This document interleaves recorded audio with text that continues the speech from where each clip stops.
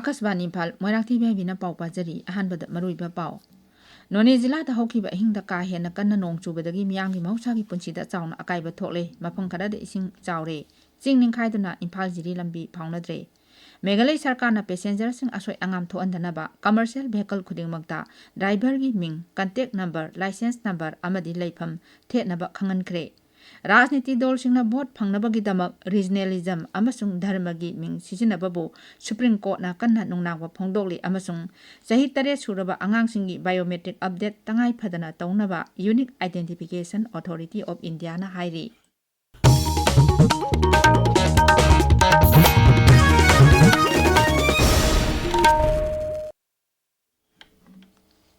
नोने जिलादा हौखिबा अहिंगदा का हेना कन्ना नोंग चुबदगी मियांगी महौसागी पुंसीदा चाउना अकाइबा थोकले खोपुम तंपाक्ता लौ लिंगबदा ngairiba लौफों कया इसिंग थुमजिनख्रे खंगौदना इचाउ थोरकपा अदुदा खोपुम दाम एरियादा युम कया अमांग अता थोकले अमसुंग युमदे योकपा सासन कया सिरे इचाउ अदुना थोंग मचा कया चेंथखिबदगी खुंगंग अमगा फाउनबा लंबी खरसु समनद्रे लेमताक तुरेल इसिंग पाथोकपदगी मनाक्ता लेबा लौफम हेक्टर 30 रोमसु थुमजिनख्रे नाकल अमरमदा नोंग कन्ना अमसुंग लेप्तना चुबा दुदगी इम्फाल जिरिबाम लंबीगी लुवांगसुम अमसुंग रांगखुंग खुंगलगी मरक्ता मफम अनिदा चाउना चिंग निंखाइबा अमसुंग लेनांग चेंथरकपदगी नेशनल हाईवे असि फाउनद्रे अखोइगी नोने पाउमी इ पाउदम अमा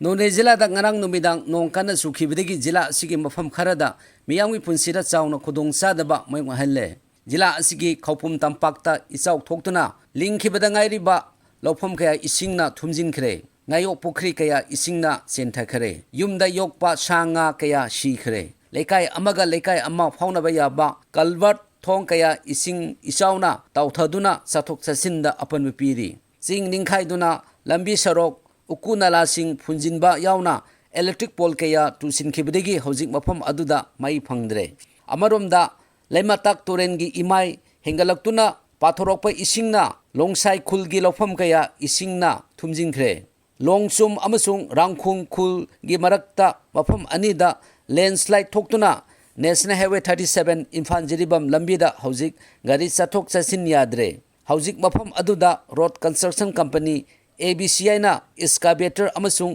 mat dumper truck sing season aduna leibak kothopegi thabak kanna sathari landslide gi mafam khara chawbana leibak kothopegi thabak adu matam kharadi laurabai yai haina panari akashbani ifagi pawgi damak longmai nonedigi agui kamai Manipur सरकार की tribal affairs and hills विभाग ने सिंधुना ngasi nongthil जनजातीय गौरव वर्ष इम्फाल दा पांगथोकदौरी विकसित Bharat ओहेनबा tribal सिंबो हेना शक्ति पीनबगी थौरम असिदा दाजा reels competition award star campaigner सिंदा येंथोकनी केंद्र की कल्चर मंत्रालय की मखादा NSD न्यू दिल्ली ना सपोर्ट तौदुना अखोका थिएटर खाबम चुम्ब्रई थोंग इम्फाल इसना सिंधुना था अमा चथगदब थिएटर वर्कशॉप अमा था असिगी 19 दगी थिएटर असिगी स्टूडियो दा हौरगनी प्रोडक्शन ओरिएंटेड थिएटर वर्कशॉप असिदा थिएटर की तोंगान तोंगान बा Hiram Singh script analysis acting technique अमसुंग जेनर एक्सप्लोरेशन थिएटर डिजाइन अमसुंग कोरियोग्राफी अमदी सीन मेकिंग नसिंगबा ताकपी तंबीगनी कोलकाता US कॉन्सुलेट जनरल ना ऑब्जर्वर रिसर्च फाउंडेशन का खुसमनदना थासी 10 दा हौजिक चथरबी US सरकार की सेंथंग मखादा पाइखतपा US strategic framework for the Indo Pacific North Eastern dialogue की वर्चुअल मणिपुर थिएटर पांगथोखरे हाना मेघालय असम अमसुंग सिक्किम चैप्टर की थौरमसिंग पांगथोखरे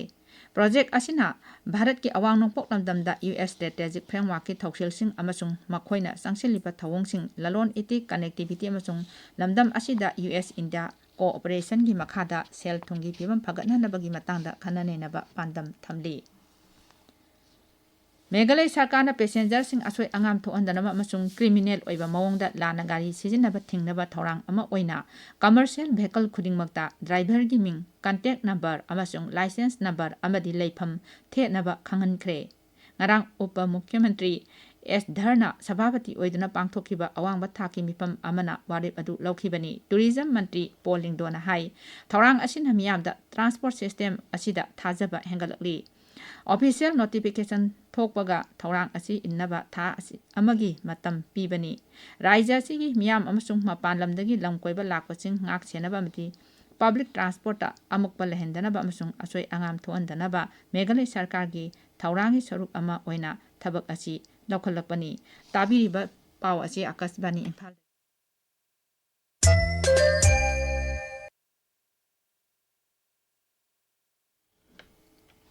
राजनीति दलसिंगना भोट फंगनबगिदमक रीजनलिज्म अमसुंग धर्मगी मिंग सिजिनबबु सुप्रीम कोर्टना कन्ना नुंगनांगबा फोंदोक्रे कोर्टना हाई थवोंग असि खुनाइदा फुरुप मसेल तोखाई ताहनबबु पुकनिंग थौगतपना यामना खुदोंग थिनिंगाइनी जस्टिस सूर्यकांता अमसुंग जस्टिस जयमालिया बाक्सीगी बेंच अमना हाई असिगुंबा थवोंग असिना भारत की अमता ओइबा अमसुंग अपुनबा सक्तमदा किहली ऑल इंडिया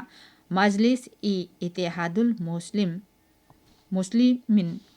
AIMIM गी registration kaknaba tharakpa wakat ama kakthatpa matamda wafam asi phongdorakpani court hai asigumba thawong asida mara leiraba mayam ama leiraga akaknaba dol ama khaktada khuthaba yaroi wakat lakliba miyoi aduda AIMIM khak khandoklaga wakatpagi mahutta mikhalgi chana kanglon semdoknabada mieng thamba hena chawa case ama tharaknaba khanganki court high साधारण ओइना धर्म बु पुकनिंग थौगत हाइबसी आइन काइबा थवोंग नते अदुबु धर्म नत्रगा जात कांगलुपता युमफम ओइरगा vote फंगनबा होटनबदी मिखलगी आइन थुगाइबनी अमसुंग मदुना disqualification फावबा तौबा याय यूनिक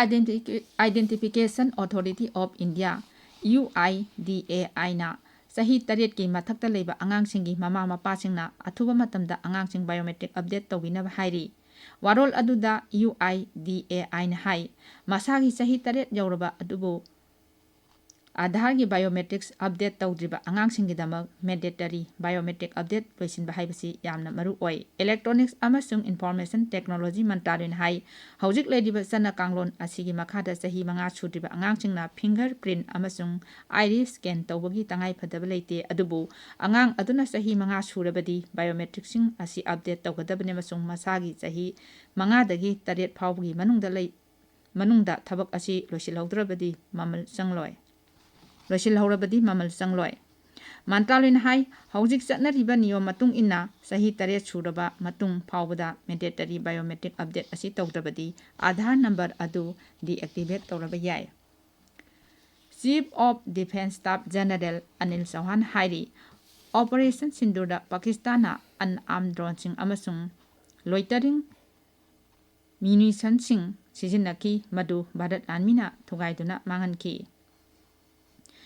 न्यू दिल्ली दा अनमेन एरियल व्हीकल अमसुंग काउंटर UAS की वर्कशॉप अमदा वा ngangbada जनरल चौहान हाई पाकिस्तान की ड्रोन अमतना भारत लानमी नत्रगा मिसम मियांगी इंफ्रास्ट्रक्चर दा अमांग अता अमता थोनखिदे मान हाई ऑपरेशन सिंदूरना लेबाक असिदा साजबा काउंटर अनमेन एरियल सिस्टम सिनबगी यामना मरु ओइबदु उतले जनरल चौहान हाई लेबाक असिना मसा ngakthokjana अमसुंग असोय अंगाम थोअंदनबा सेल थादबा मदी अतै मचाकसिंग सेंगतपा तंगाई फदे मपान लंगी टेक्नोलॉजी की मखा पोनबना सेम साबगी थौरांगदा सोथहली मपान थौरम मंत्री डॉक्टर S जयशंकर ना हाइरी पहलगाम की टेररिस्ट अटैक अदु जम्मू कश्मीर की टूरिज्म इकोनॉमी मांगहन्नबा अमसुंग धर्मगी मिंगदा तोखाई ताहनबा अतमनना चथखिबनी चाइना की त्यानजिनदा ngarang numitang SCO काउंसिल की मपान थौरम मंत्री सिंगी मिफमदा वा ngangbada डॉक्टर जयशंकर ना टेररिज्म सेपरेटिज्म अमसुंग एक्सट्रीमिज्म की मायोक्ता संताई नरोइदबा फिरेप अमा लौनबा अपील तौखी UN सिक्योरिटी काउंसिल ना अप्रैल 22 की अटैक यामना कन्ना यानिंगदबा फोंदोखिबा अदुबु निंगसिंगलदुना मंत्रीना हाई टेररिज्म बु सिललांगलिबा मखोइदा सेल थादरिबा पुनमपो दायित्व पुहनबगी तंगाई फदबा लई जम्मू कश्मीर की अटैकता चेनबसिंग चेराक पिनबा भारतना लेतना होटनखिगनि हाइनसु महाकना फोंदोखि अरोइबदा मरुइबा पाउ अमो नोने जिल्लादा होखिबा हिंदा का हेना कन्ना नोंग चुबदगी मियामगी मौसागी पुंसिदा चावना अकाइबा थोकले मफम खरदा इसिंग चावरे सिंगनि खाइदना इम्फाल जिरी लंबी फाउनद्रे